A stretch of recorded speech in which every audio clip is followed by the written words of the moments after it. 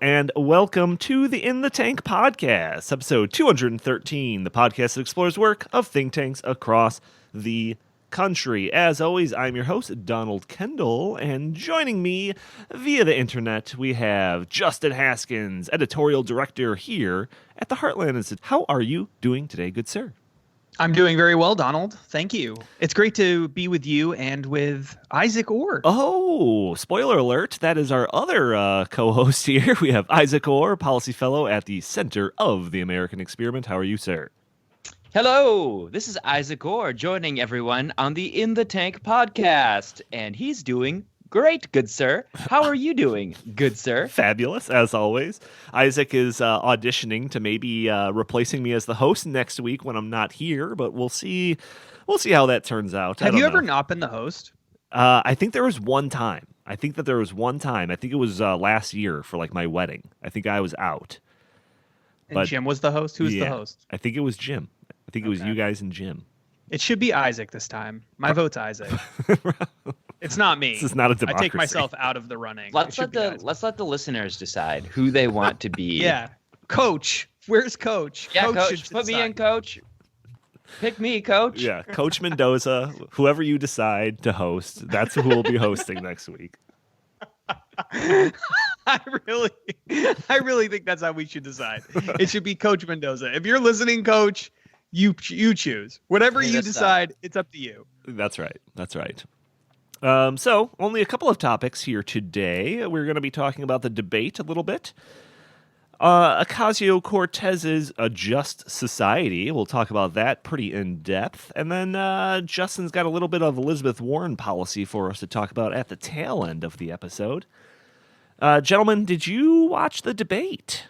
This was on Tuesday. It was debate number 4, hosted by CNN, sponsored by really New York only Times. number 4? Yeah, but they've had like 2 other ones. One was the climate change town hall, and then the LGBTQI plus town hall that happened like a week ago. I like it you add the plus at the end. Mm-hmm. That's a nice touch. You know, you don't know. Yeah, it's an ever-growing thing. So did you watch the debate? Either of you? I did. Did you watch it, Isaac? I actually watched the lobotomy scene of One Flew Over the Cuckoo's Nest instead. Oh, that's smart. Which one was more painful to watch? I mean, it's kind of the same thing, wasn't it? Kind of. Yeah, kind of. I watched the debate and I thought it was pretty much the same as every other debate, but with some nice little crazy Joe Biden sprinkles. Well, flipping coupons in the stock market. That was truly awesome. Joe Biden, the more I hear him talk, and this was really my takeaway from this. There were 2 takeaways. One was foreign policy related. I'll leave that to Donnie because he has some strong opinions about that. Sure. But then the other thing was that Joe Biden is super old and that he just comes off as being super old. I mean, there are old people who are really with it and quick and they're on top of things. I actually think Bernie is kind of that way, whereas it doesn't really matter how old he is. He's basically the same as he was 20 or 30 years ago. Doesn't really matter. He was always this out of touch with reality. Exactly. But there are some older people who you can just tell, like they just don't have it anymore. Like, sorry, but just some older people, when they get to a certain age, sometimes it's not that old necessarily. But in the case of Joe Biden, he has reached that period of time where he's just not there totally 100%. Like he just clearly isn't. He rambles on, He mumbles, he switches topics in the middle of sentences, he rambles, he talks about things that are totally incoherent. Like the record player to help kids read. Like there just needs to be a clip of Joe Biden just superimposed over Clint Eastwood's head from Gran Torino. And just like, I was clipping coupons in the stock market. Yeah, well, Justin, you said that like there wasn't really a whole lot new here, and then you mentioned that as if it was new, but it's not. This is the same Joe Biden that we've seen at the last 3 of these debates. Do you remember at the end of like debate number 2 or 3 when he was like, go to Joe 30330 and sign up, or it's just like, is that a website? Like, what are you talking about? Oh, right, yeah. And then there was another time, I think it was that same debate where he's like, we can, this is the most important election that anyone alive has experienced. He's like, if we get 4 more years of Donald Trump, he's like, that'll be horrible. But if we get 8 more years of him, then, you know, that's going to really alter history. It's like, wait, is Donald Trump running for a 3rd term after this? Yeah, like, what is so he bad. talking This about? is an actual quote from Biden from the debate. Okay, Oh, so God. just everybody can gather what we're talking about. So he's talking about, quote, demonizing wealth. And he says, I talked about how you get things done. The way to get things done is to take a look at the tax code right now. The idea we have to start rewarding work, not just wealth. I would eliminate the capital gains tax. I would raise the capital gains tax to the highest rate of 39.5%. I would double it because guess what? Why in God's name should someone who is clipping coupons in the stock market make, in fact, pay a lower tax rate than someone who is, in fact, is, like I said, who is a school teacher and a firefighter? And question mark. firefighter. That's the quote. That's like so I read it. mean. I read it. I mean, it's insane. Like he's clearly not there. Like he's just not. Yeah. I mean, I can't even believe that he is like this. This could be a quote from some crazy homeless person on the street outside of the event venue. You're not This wrong. guy is this guy is the leading guy. He's still ahead of everybody else. Right. Like that just shows you how bad the pool is. And it's actually kind of a shame because I had a little section here where I thought that there was, you know, I kind of feel the same way. It's all the same stuff or whatever. All just terrible. And it's just like, if we really wanted to do like an in-depth rebuttal to all of the things proposed, it would probably take 5 hours, right? But there was these little oases of just like coherent thought here and there. And Joe Biden had one of those. He was the one that was pushing back against like Elizabeth Warren's universal health care, eliminating all private health insurance. In fact, I thought he might have actually cited your paper for a minute. Did you catch that? Oh, yeah, I saw. Yes. So I looked that up, by the way, because you and I talked about it. And apparently he did not read my paper. That's not where he got it from. He got it from basically just taking some of the proposals that Bernie had suggested in passing on how he would pay for it and did some like back of the envelope math and came up with like a rough estimate for someone who's making $60,000. Okay, yeah. And it kind of worked out to be similar to what was in my paper. Yeah, because he was criticizing Elizabeth Warren and Bernie Sanders' Medicare for All plan. And he was, you know, suggesting that the amount of benefits that these people would get would not counter all of the additional taxes that they would have to pay. And he said that there was a study out that suggested that people that are making between $50,000 and $75,000 would have to pay $5,000 more in tax.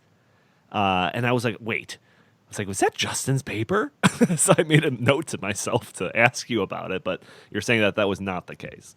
Well, I don't think so. Although the fact that, because I think you're right that he said it was from a study. If that's true, then I don't know what he's talking about, because the article I read was some reporter asked his office, where did you get this number from? Uh-huh. And they basically said, well, we just used this percentage figure that Bernie came up with, and we just did the math ourselves in like 5 minutes, and this is what we came up with.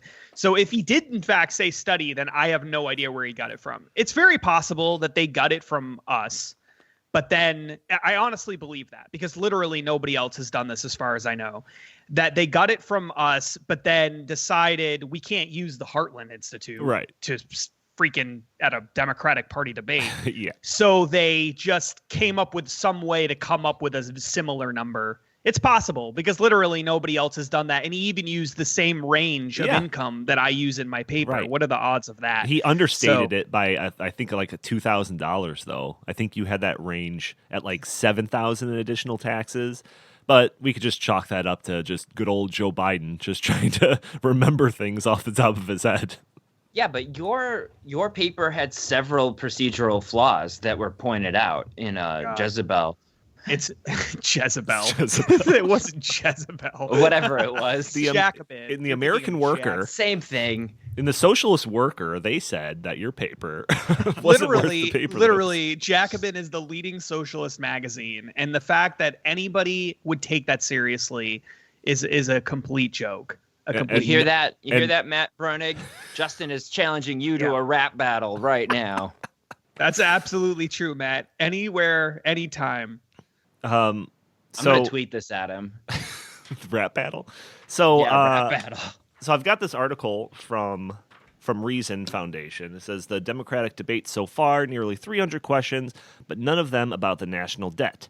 So this article was actually authored, I think, the morning of the debate. So it's kind of referencing it as the debate on Tuesday was coming up.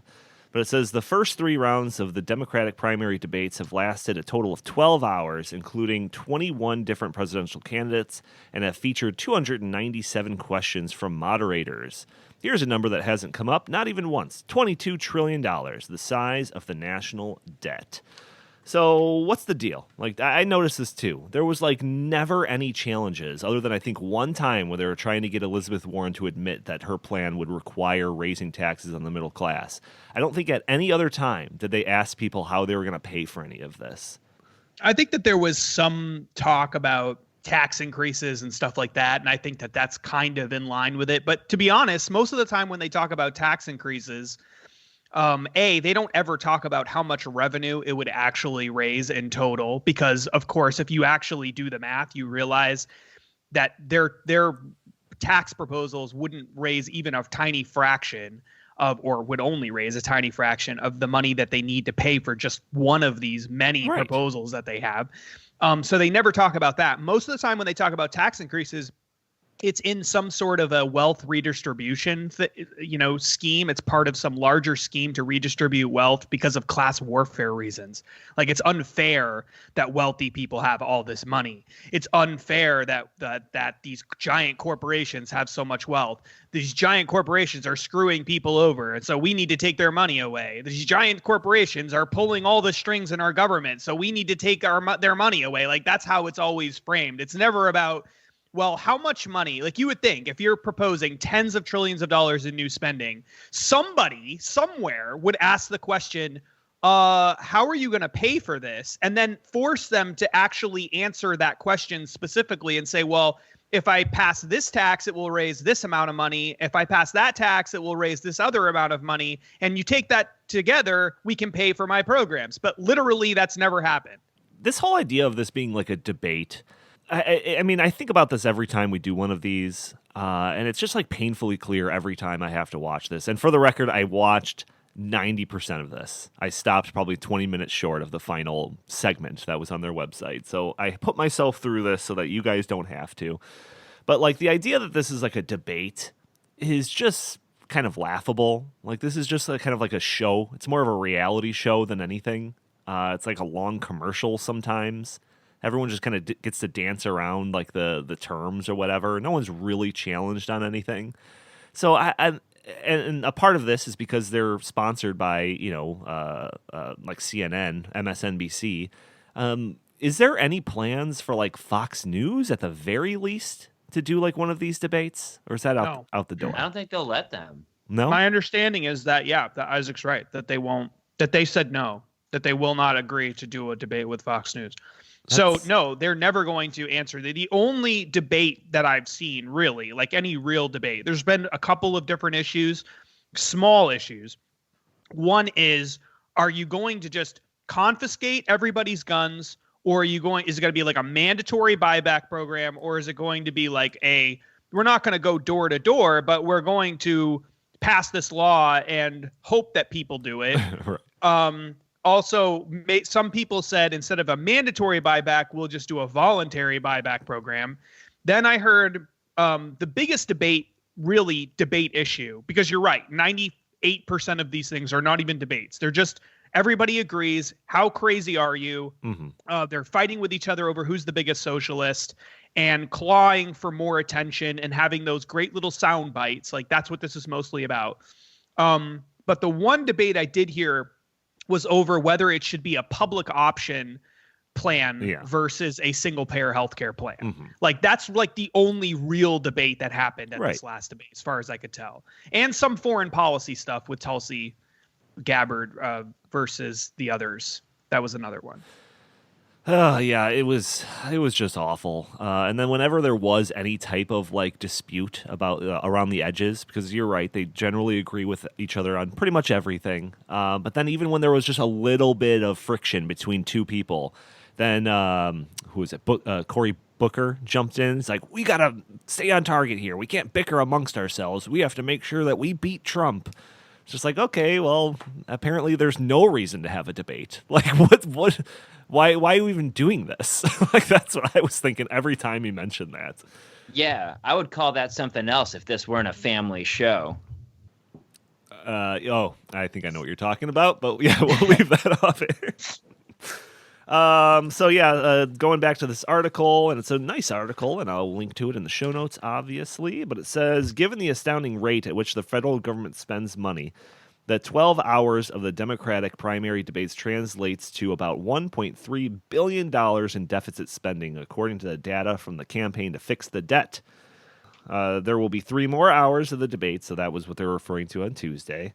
That's another $300 million approximately that'll be added to the nation's tab. Probably not worth talking about. So it's just incredible. And then it's just completely ignored. And as we'll see with the Just Society, which we'll move on to shortly here, they have no regard to how much things are going to cost or what that's going to add to the national debt. It's just like so back burner.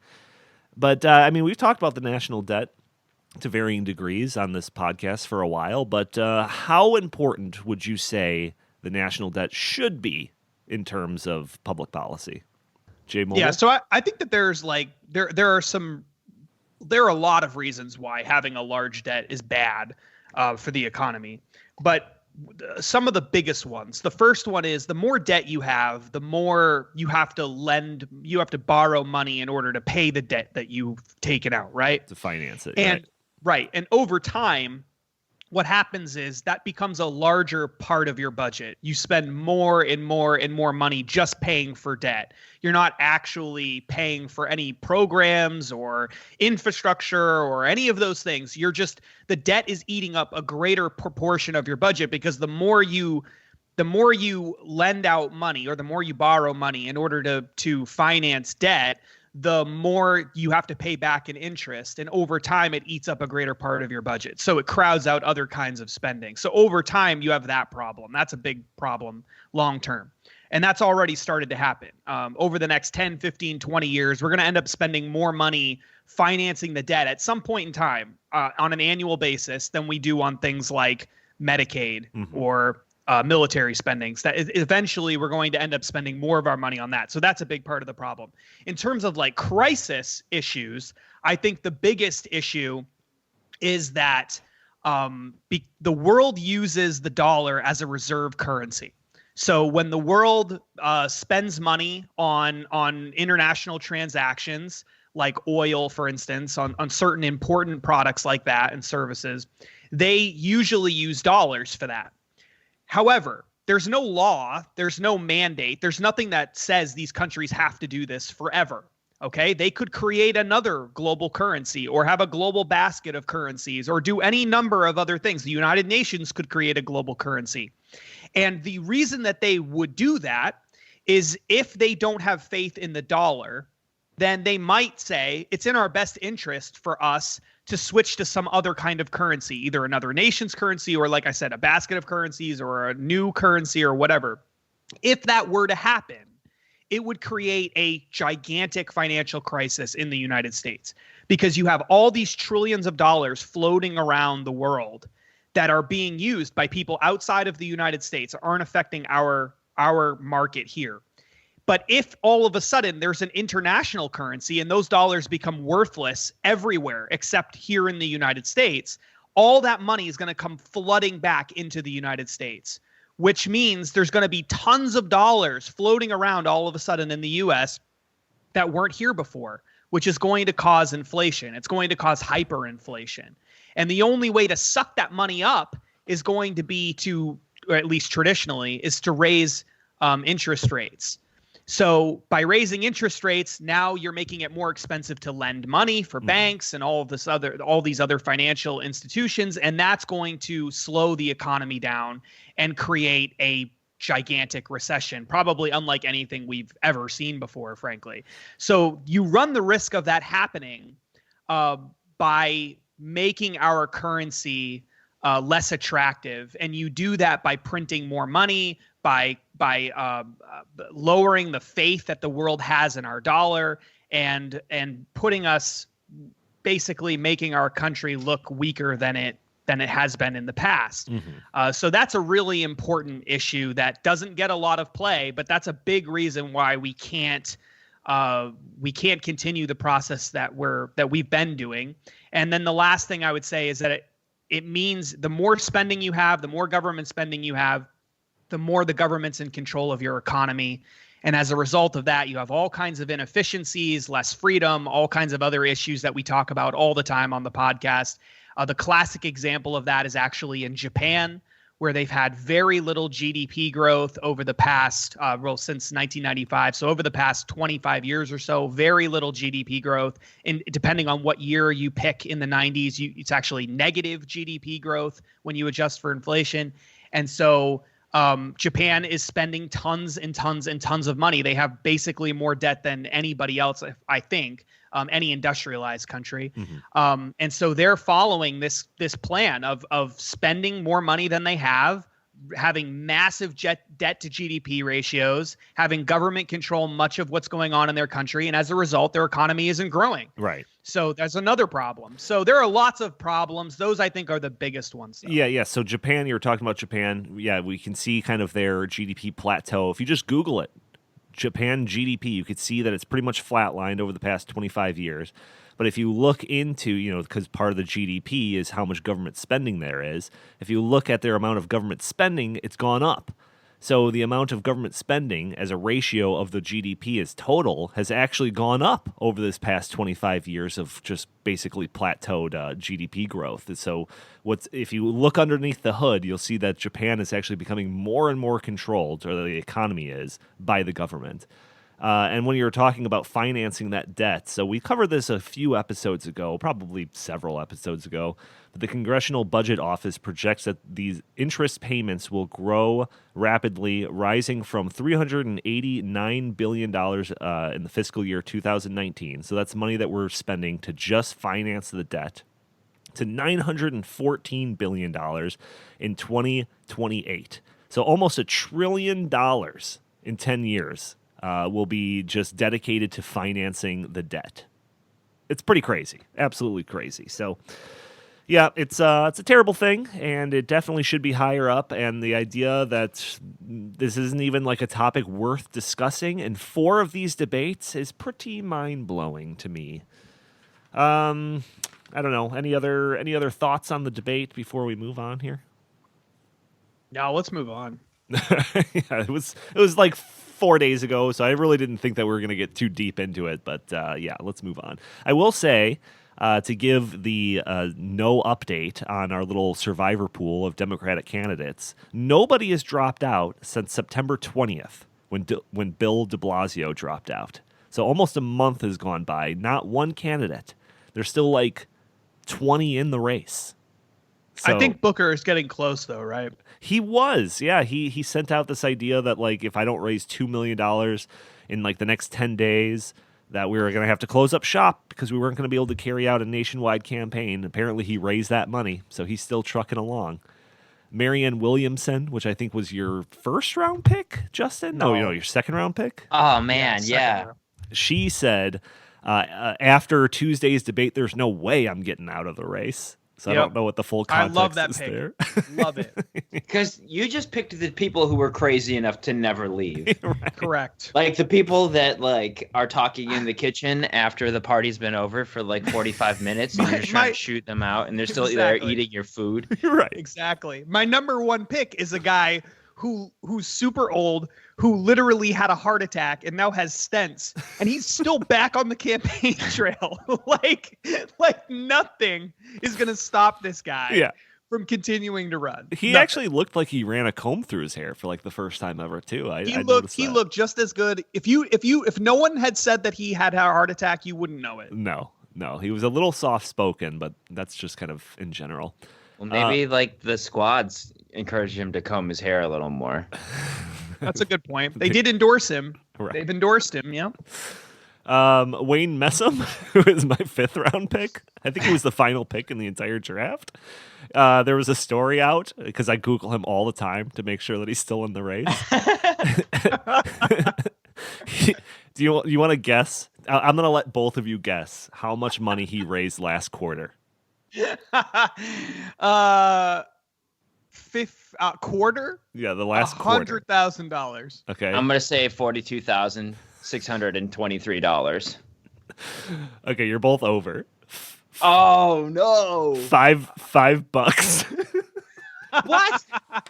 That can't be right. That's what the article that I saw when Even I his Googled mom this. didn't donate to him. So my whole theory on that guy is, which bodes very well for Donnie, is that he just, because he's spending no money, it doesn't matter. Like, why ever get out of the race? Just stay in forever. You're not spending any money anyway. So what difference does it make? Just stay in forever. I guess. I don't know. So I thought that, because there seemed to be a quickening of the pace of these people dropping out of the race. And Bill de Blasio was only 3 days after Gillibrand dropped out or something. So I thought, okay, we're going to see, it's going to get trimmed down to 5, over the next couple of months. But now we're a month later, and nobody has dropped out. In fact, Tom Steyer jumped in. Tom Steyer. Yeah, we got Tom Steyer now. Yeah, so there. He jumped in. So, by the way, he was completely useless in that debate. Yeah, completely forgetful. I don't know what he's thinking that running. What's the point? I mean, he was completely. I literally watched that debate because I didn't watch it. I watched it in pieces, and every time I watched it, I started watching it again, and they showed him. I was like, oh yeah, I totally forgot that he was here. I just completely forgot about him 3 times. Yeah, no doubt. You know, it's funny, Justin. You have more Twitter followers than Wayne Messam, and you're not running for president. Nope. How many Twitter I could start a campaign. campaign. I should run for president. All you need is $5. Yeah. Yeah, you should be that. Let's beat Wayne Messam candidate. Yeah, I'll drop out as soon as I force him out.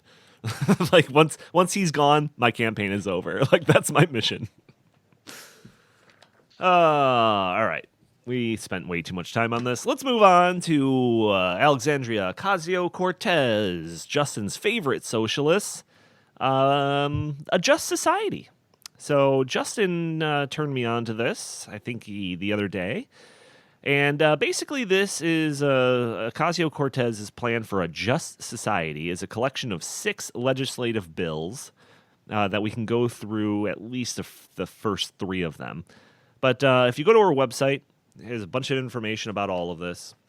It's all pretty creepy, language that's obviously masking reality, but that's just standard. So it starts off, says, Representative Ocasio-Cortez believes that we must build a just society to protect our communities and uplift our neighbors. A just society legislation aims to combat one of the greatest threats to our country, our democracy, and our freedom: economic inequality.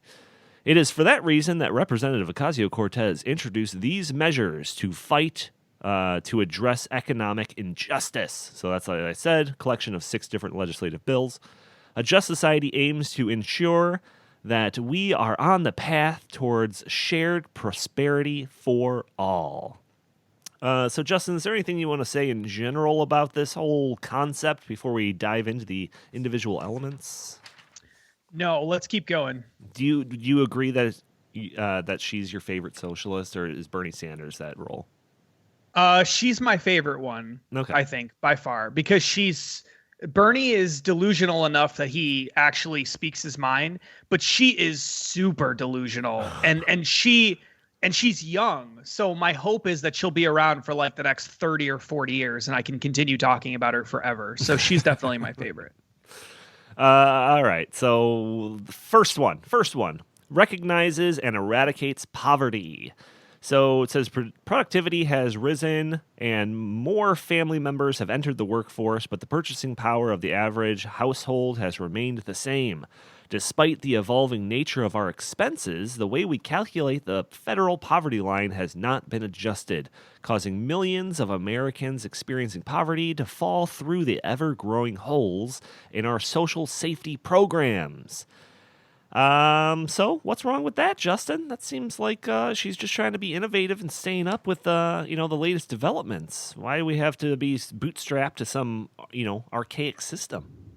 Well, I don't think we necessarily have to be bootstrapped to some archaic system. There probably are problems with the existing way that we calculate poverty, but I think it probably works in the opposite direction, actually. There's probably fewer people in real poverty than we say there are, not the other way around. We measure poverty based on some really Frank, to use your term, archaic ways of doing it. But what she wants to do is make it easier to count somebody as being impoverished. She wants to dramatically increase the number of people who are going to be considered in poverty. Now, the reason why that's so dangerous is because if you qualify as being legally impoverished, then you become eligible for all kinds of social services that you're not eligible for now. And so you're going to have people all of a sudden wake up one morning, nothing's changed in their lives at all, except now they're being told, tens of millions of people potentially are being told that they are poor, and that because they're poor, even though they have jobs and whatever, because they're poor, they're now eligible for things like food stamps. They're now eligible for things like Medicaid. They're now eligible for all kinds of different social services and free telephones from the government and potentially free internet service and all sorts of other things that the government hands out. People who may have very well been paying for these things on their own. Donnie and I were talking about this the other day. One of the things that most people don't realize is that if you buy your health insurance in an Obamacare exchange and you make you fall within a certain income bracket, you qualify for very large, in many cases, federal government subsidies to help offset the cost of your health insurance. But if you qualify for Medicaid, then you have to take Medicaid. You don't get a choice between the two things. You either take Medicaid or you get no subsidies at all and have to pay the full price. So what's going to happen if you expand the definition of poverty is you're going to have all these people in the Obamacare exchange, millions of people who are getting Obamacare subsidies right now. Many of them will then all of a sudden qualify for Medicaid, and they will lose their private health insurance plan and be stuck with enrolling in Medicaid, or else the only other option would be to pay the same price for their health insurance plan that someone who makes 3 or 4 times the amount of money that they make pays. So they're going to be forcing millions of people into Medicaid out of the private health insurance system.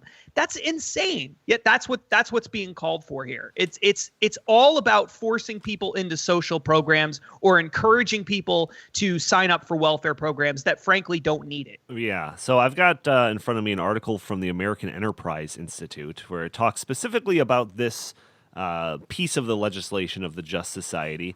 And it kind of goes through and talks about some of the similar things that you were just talking about here. And it says that the bill doesn't specifically outline what the new plan would be, other than the new plan has to recognize more people as poor than what the current system. So that's their standard. That's right. It has to by law. Right. Right. So it says down here, it says, but in setting the new poverty line, or legislation directs federal bureaucrats to consider, among other criteria, quote unquote, the self-sufficiency standard initially developed by the Deanna Pierce and Wider Opportunities for Women. Such self-sufficiency standards are billed as an alternative to the official poverty measure. A 2018 report about the self-sufficiency standard in AOC's home of New York City notes, quote, for a Bronx family of 3, this minimum is about $76,000, which is almost 4 times the official poverty measure of $20,000. The report adds that 2 out of 5 New York households have incomes below the standard, while only 14% fall below the official poverty thresholds. So basically, the amount of people that are going to be considered in poverty is going to go up by 4 times if they were to use this as their standard. And it says, and the gap is not just a big city thing where the cost of living is comparatively high. In rural South Carolina, for example, a 2016 report found that the self-sufficiency standard ranged from 166% to 244% of the federal poverty level, depending on the county. So yeah, it seems like the plan is to just label a larger portion of the population as poor, to get them on the government dole and to basically increase government dependence. Sounds like a just society to me. Yeah, and that's just one part of it. Yeah, sounds like a Justin society to me. That's great. That should be your counter proposal. You should come up with the Justin society. All right, part 2, and this one I'm going to you, Isaac, because you are a landlord. So this is part 2. Creates a place to prosper. So this is the Place to Prosper Act. The bill protects tenants, improves the quality of household stock, reins in corporate landlords, and seeks to ensure that housing is available and affordable to all. Why can't you get behind that, Isaac? Oh, my Nelly. So I just looked into this, right? I wanted to look and see what they were actually proposing because I doubt that any of the things that they said are actually going to come true. So my first thing was the obligations of the covered landlord, because this is essentially a national rent control policy. Yes. And to me, that's very scary. The Minneapolis City Council is now talking about rent control, or at least they're going to study it. And I own a triplex in Minneapolis. I own a 12-unit apartment building in my hometown in Waupaca County, Wisconsin. And man, stuff like this has a real negative impact on the decisions that get made. So in Minneapolis, the housing inspector came out and said, well, you got some siding that needs to get replaced, so why don't you do that? So I called up this guy who does steel siding because you don't have to paint it. It lasts forever. So basically, it's the best long-term play. Mm-hmm. But when they restrict the Minneapolis just passed a law saying I can't even look at a background check in order to or a credit score to assess who I rent to. So no? Credit score? Yeah, they said you can't use a credit score, wow. And evictions older than 3 years old no longer count. So if you use those, then you can get in trouble. Jeez. So they're really, really tightening the screws on landlords here for really no reason, at least in my opinion. But this idea of rent control is really bad, and it will have a very negative impact on the quality of the housing stock. Because look, if I was confident that the city of Minneapolis wasn't going to basically tell me exactly how I should run this and or run my business and raise my taxes every year on top of that, I might be amenable to investing in the long-term quality of the housing stock rather than, cheaper temporary fixes that will need to be fixed again. But considering all that's going on, I say no way. And that's exactly what's going to happen with this. So basically what the first, I guess, obligation to landlords is when a lease expires, the increase in monthly rent may not be greater than the percentage increase, if any, of the over the preceding 12 months in the Consumer Price Index for all urban centers, or 3% of the average monthly amount paid for the same unit for each month that the unit was occupied during the previous 12-month period, whichever is greater. Mm-hmm. So in Minneapolis, I bought this house. It was kind of like the previous owner was a total dirtbag. So if Kadar is listening, hopefully he knows that I'm calling him out. But he really let the place go to hell. Yeah. And the basement unit was a 1-bedroom, with a study. And I put about $6,000 into that unit. New carpet, put an egress window in to make it a 2-bedroom, new refrigerator, new flooring, paint job. And he was renting it out for $900 a month. So I did the math, and just being able to increase the rent by $27 a month, which is all that a 3% increase would allow me, it would take me 15 years to make that investment back. Oh my gosh. There's no way I can do that, right? I can't spend that kind of cash. So the problem with this is the place looked really bad. There were a lot of holes in the wall that had never been patched with drywall, putty, and sanded down, painted. But I'm not gonna spend the kind of money that I spent making something nicer in order to not be able to raise the rent on it. So this is going to have a bad impact for everybody. Right. And one of kind of the biggest things that I always complain about whenever there's some proposal for some federal legislation is the whole one size fits all thing, right? So we talk about minimum wage. So the minimum wage in some small town in Kentucky or whatever, that the spending power of that small minimum wage might actually get you more money than a high minimum wage in say New York City. So having some high national minimum wage, it just doesn't make sense, right? So the idea that we have a small minimum wage at a federal level is, it's whatever, right? Most places will raise it higher than other places. It's not that big of a deal. But for this rent control, you would think that, okay, maybe if they're going to set some national rent control, it'll be pretty lenient, right? So, something not terrible. Obviously, it's a bad idea in general, but at a federal level, they can't be too strict about it. That's not the case with this. So you already mentioned it, 3% or the CPI, whichever one is greater. But then I found another article. This is from City Lab, where they were talking about specifically this portion of the Just Society. And they talked about how in California, there is a law that's being proposed. It's already been passed. They just need to sign it into law that would set a rent increase cap at 5% plus the CPI. So the rate estimated for this upcoming year would be 8.3%. So that is a much more flexible than the 3% that's being proposed under AOC's Just Society. Oregon, they have one passed that is 7% plus CPI. So this next year, it's going to look like 9.9 is the highest that landlords could up their rent. And the most strict rent control, according to this article, is in San Francisco, where they have a formula that's based around the idea of CPI, of general inflation, where they can only raise it 60% of CPI, which amounts to this upcoming year of 2.6%. That's as high as that they could raise it in San Francisco. And the article notes that in San Francisco faces an extreme shortage of rental housing, which has fueled astronomical rents and eviction crisis. So then also towards the end of this article, it talks about what landlords could theoretically do, or these kind of landowners could theoretically do, and how this idea of severe rent control could result in these people turning their apartments into condos, which would just exacerbate the problem of housing shortages or whatever. So seems like a terrible idea. Was there anything else in this bill that you noticed that would be horrible? Oh, man, you can't just give me like 30 seconds to talk about how bad this is, man.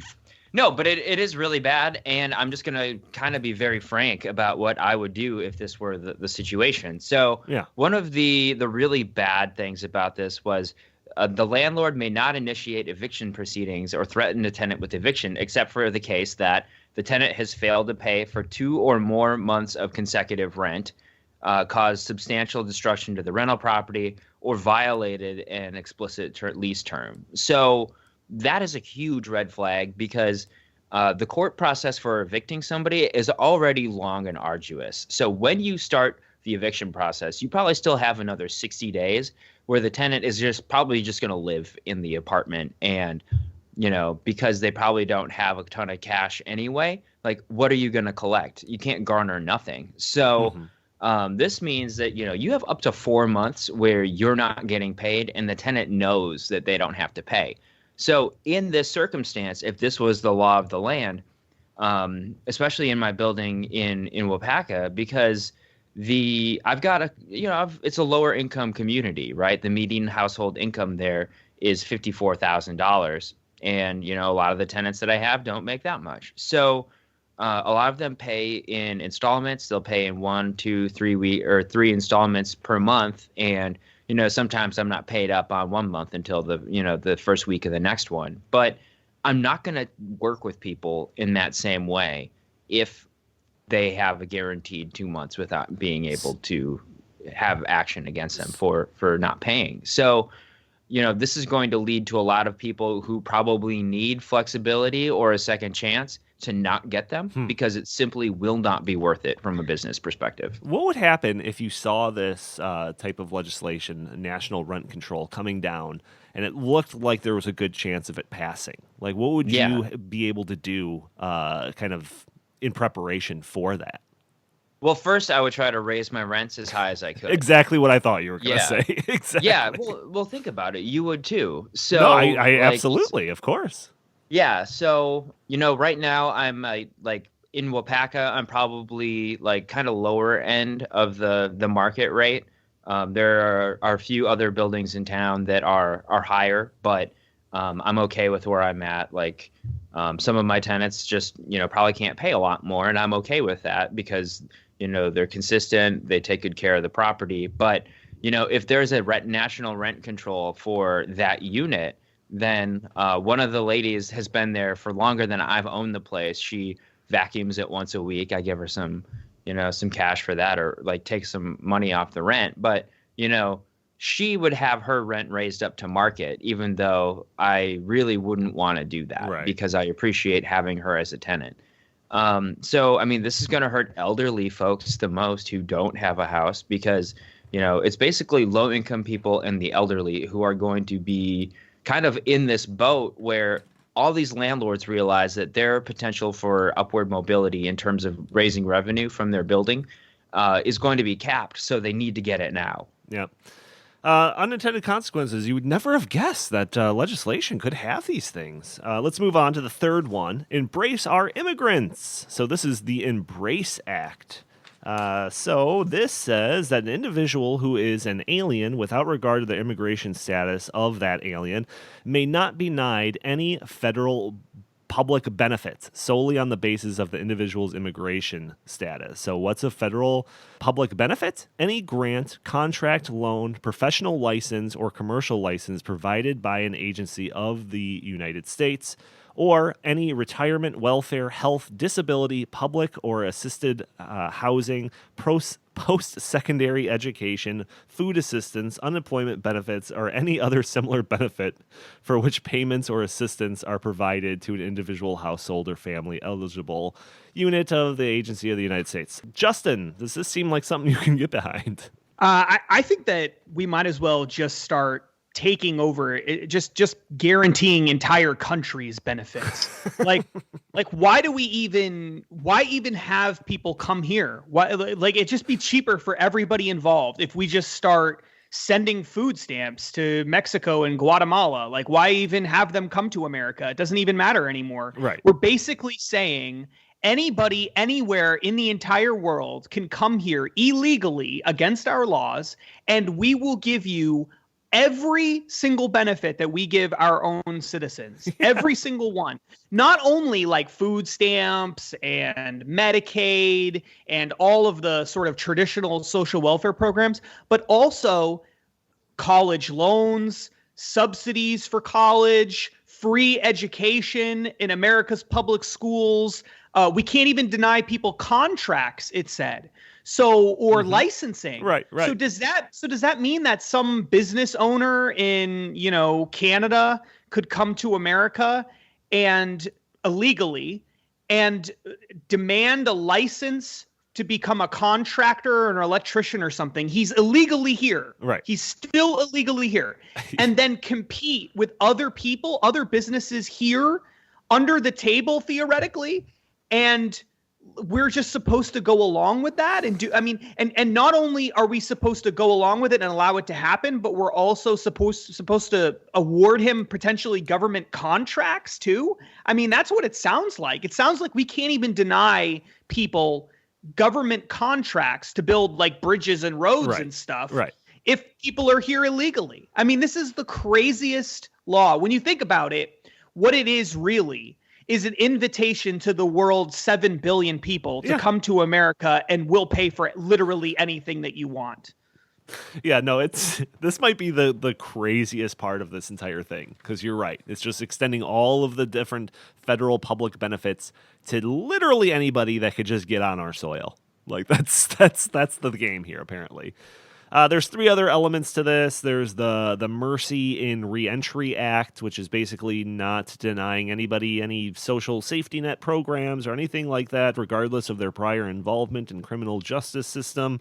The Uplift Our Workers Act, which is just a bunch of pro-union stuff and guarantees the economic, social, and cultural rights for all acts, which is about trying to get us to agree to some international bill, but we're not going to get into those because they're not quite as interesting, but I will link it in the show notes.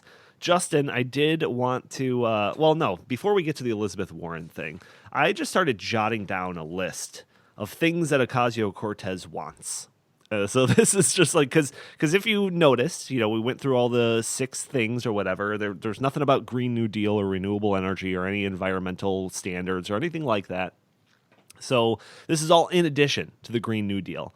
So I'm going to just laundry list these things, and you can throw in any that you think that I have missed. So there's the 100% renewable energy by 2030, the zero emissions grid, universal health care, guaranteed jobs program, guaranteed green housing program, food security, elimination of air travel, guaranteed incomes for those unwilling to work, massive welfare increase because of the rising of the bar of poverty, nationwide rent control, open borders, free college, student loan forgiveness, ban on assault weapons. Is there anything that I'm missing here?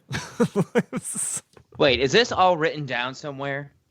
Well, that's the Green New Deal, plus this Just Society, and a couple of things that I got off her website. It's totally crazy. It's just unbelievable that anybody takes this seriously. It really is. Like, she takes herself seriously. She's like the champion of the squad. Like, this is a real politician that we're dealing with. She just wanted their endorsement. What it shows more than anything else, honestly, is that the media is just so wildly irresponsible. The fact that they take her seriously and treat her like she's a legitimate candidate or a legitimate politician with legitimate ideas, like that, she should be the laughingstock of society. Like, she should just universally be considered a total laughingstock. She's a laughingstock for 50% of the population. I know, but that's the problem. Like, the reason she's not a laughingstock for the other 50% is, I mean, there's 10% of those, 10% of America that probably agrees with her. But there's a bunch of Democrats out there who wouldn't if they were just told the truth about all of this. They just don't know anything about her.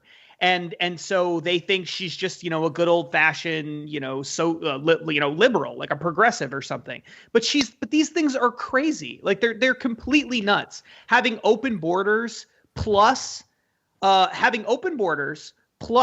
expanding the welfare state dramatically, plus not being able to deny those people benefits based on being here illegally, means literally the entire world can get any benefit they want from us whenever they want, and that there's nothing that we can do about it. Right. Like, that in and of itself is the craziest, stupidest thing that any politician has ever suggested. Probably ever. I mean, she's a freshman representative from New York, so her kind of fringe ideas aren't necessarily representative of the, just the mainstream Democrat.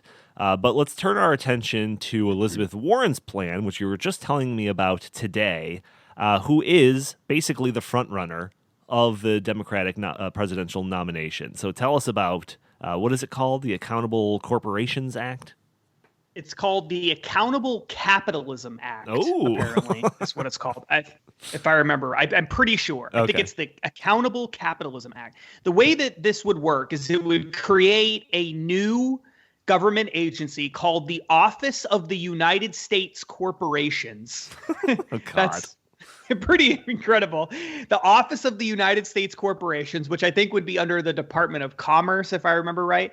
And what this would do is it would force every corporation with $1 billion or more in annual revenue, which I guess there's over 1,000 of those, it's your very large corporations, to obtain a federal charter. That's what it would be called, a federal charter from this Office of the United States Corporations.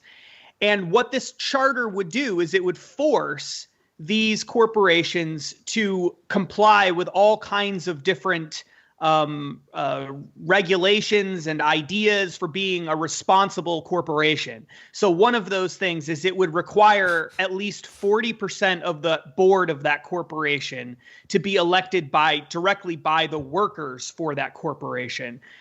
Another thing that it would do is it would obligate company directors. This is actually a direct quote from her website. Obligate company directors to consider the interests of all corporate stakeholders, including employees, customers, shareholders, and the communities in which the company operates. So now, instead of just being worried about profits and shareholders and running a good business and all of that, they're also going to have to consider what's good for the communities in which they operate, which you could argue would be like lower prices, for instance, would be good for the community. Right. It also forces corporations to consider a bunch of other factors, including, quote, the local and global environment. The local and global environment. So every large corporation in America would have to keep in mind the local and global environment when creating company policy, when creating a new product or service or whatever. But what's really interesting about this is the way that the enforcement mechanism of it is what's really interesting. So certain parts of this are going to be enforced by the Office of the United States Corporations, which again is just a ridiculous name. Yeah. They're going to be enforced by that. The way that mechanism gets started is by a state attorney general petitioning this government agency, this federal agency, to look into some violation of some particular part of corporations' actions or activities, so that they could maybe revoke their charter and prevent them from operating in the United States. Gosh. But in some cases, like in the case of what we talked about with local and taking into account the local and global environment and communities and all of that in terms of corporate responsibility, you would be able to spark that petition to create an investigation into this and force a change if just 2% of either a group or one person who controls 2% of a company's stock creates that petition. So if a 2% owner of, say, ExxonMobil says, you know what, ExxonMobil is destroying the planet because they're causing global warming, because they are in the fossil fuel industry, so we have to change their policies. Yeah. This law would require them to change their business as a result of 2% ownership making this decision. So you might think, well, why would owner of stock ever do this? It'd be bad for their business. Why would they ever do this in the case of ExxonMobil or something like that? Yeah. Well, an activist could do this, right? So what's to stop someone like Tom Steyer or some multi-billionaire from buying up 2% of stock in some fossil fuel company or some other company that they don't like and saying, you know what, you guys are not being responsible stewards of the planet. So we want you to change. We demand that you change your policy. And then the government basically forces this change to happen. So you're talking about 2% ownership controlling the entire company and forcing them to change board membership as a result of something that 2% ownership doesn't like. I mean, this is really, really dangerous. Yeah, stuff. I mean, like that is something that Tom Steyer would totally do too. Totally. Like that actually kind of makes him like one of the most like powerful people in the world. Just going to different places and just shutting it down just because it doesn't fall in line with what the government thinks is, doing a correct stewardship of the planet, or not offering a benefit to society or whatever. Yeah, public benefit. Every corporation has to prove that they are providing a public benefit. And what does that even mean? Like that's a crazy thing as well. Like do like alcohol companies, do they provide a public benefit? Like I would say sure, but escape from sobriety. Yeah, no, I would say sure, of course, but it's all dependent on, it's all subject to interpretation, I guess is my problem with that. Sure. Justin, do you know if this is only for publicly traded companies, or will this force all companies to be subject to this? So it's only corporations. This is not just necessarily a company, any company. It has to be a corporation. I'm guessing it's only publicly traded, because I don't think that they're allowed to. I don't think that they can regulate privately owned corporations the same way they can publicly traded corporations. But the vast majority of big, gigantic corporations are publicly traded corporations. That's just the way that it works itself out. Well, this would definitely hamper that. Companies would not be as eager to go public if this was the the standard, right? Or even stay in the United States. I mean, why even stay here? I mean, this and the just society and basically every socialist idea that we ever talk about on this podcast, it always kind of comes back to this one idea that if I, the socialist, had total control over society, I'd be able to make it perfect. It's a really like egomaniacal kind of sense. It's just kind of creepy. Like, I don't like any of that. Like, I don't know, creeps me out.